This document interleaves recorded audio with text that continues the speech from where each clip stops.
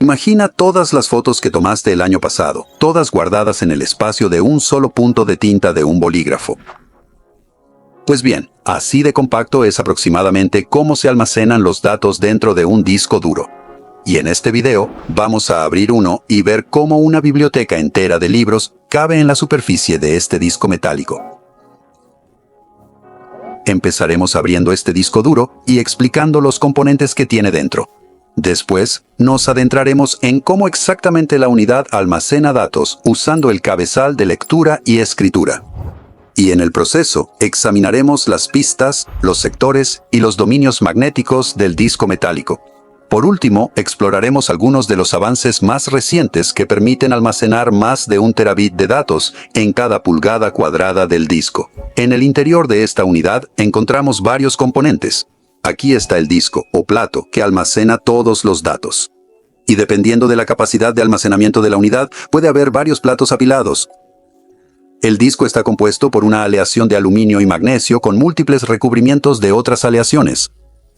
Pero la capa funcional magnética es esta delgada capa de 120 nanómetros de una aleación de cobalto cromo-tantalio, que tiene pequeños dominios magnéticos o regiones, cuya dirección se puede manipular mediante campos magnéticos externos. El plato está montado en un eje que gira a una velocidad de 7200 RPM, utilizando un motor de corriente continua sin escobillas en su centro. Luego, hay un conjunto de cabezales, con un brazo por encima y otro por debajo de cada disco, y con un deslizador y un cabezal de lectura-escritura al final de cada brazo. El deslizador tiene un diseño único que le permite capturar el flujo de aire generado por el disco que gira a una velocidad vertiginosa, y utiliza este flujo de aire para hacer flotar o volar el cabezal de lectura-escritura, de modo que se encuentra a solo 15 nanómetros o aproximadamente 100 átomos de la superficie del disco. Como referencia, aquí está el grosor de una hoja de papel de aluminio.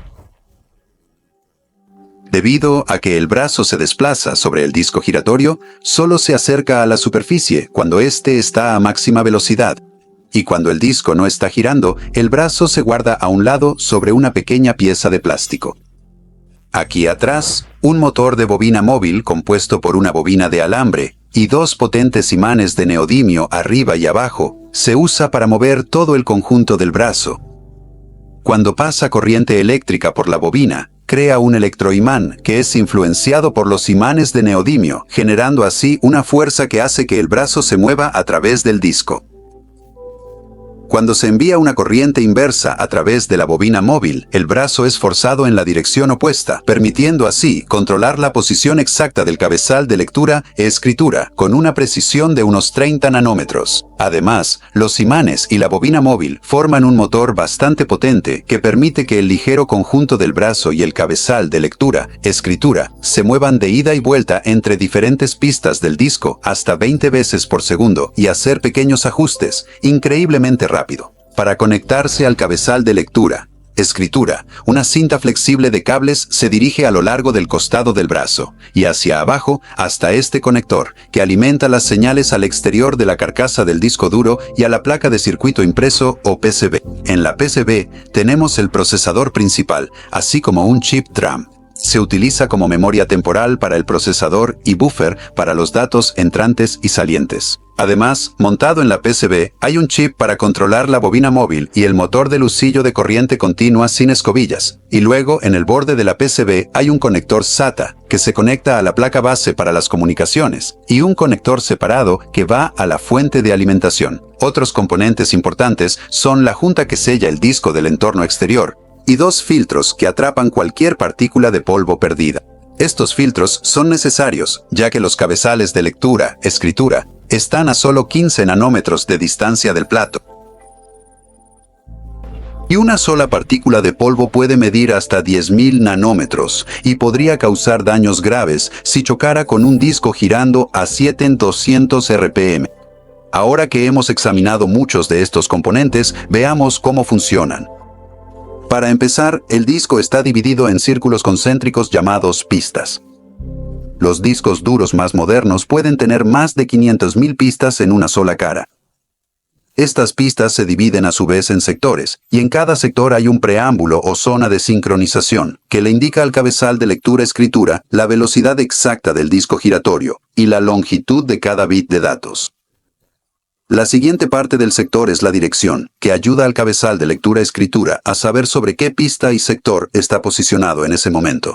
Después de eso, tenemos los datos reales almacenados, típicamente 4 kilobytes de datos por sector. Luego, hay un área para un código de corrección de errores, o ECC, que se usa para verificar que los datos almacenados en el bloque se escriban con precisión y se lean correctamente. Y por último, hay un espacio entre este sector y el siguiente, lo que permite al cabezal de lectura-escritura cierta tolerancia al escribir el contenido de un bloque. Ahora vamos a acercarnos al cabezal de lectura-escritura y al disco para ver exactamente cómo se escriben los datos en rojo. La escritura de datos en el disco se realiza manipulando la dirección de magnetización de una región localizada o dominio de la capa de cobalto cromo-tantalio en el disco y forzando la región a magnetizarse en la dirección ascendente o descendente. Este pequeño dominio o región magnética mide aproximadamente 90 por 100 por 125 nanómetros, y cuando se magnetiza, todos los átomos tendrán sus polos magnéticos norte-sur,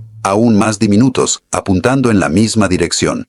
Para magnetizar un solo dominio, lo que equivale a escribir un solo bit de datos, se aplica una corriente a una bobina de alambre en la parte posterior del cabezal de escritura, creando así un fuerte campo magnético en esta zona.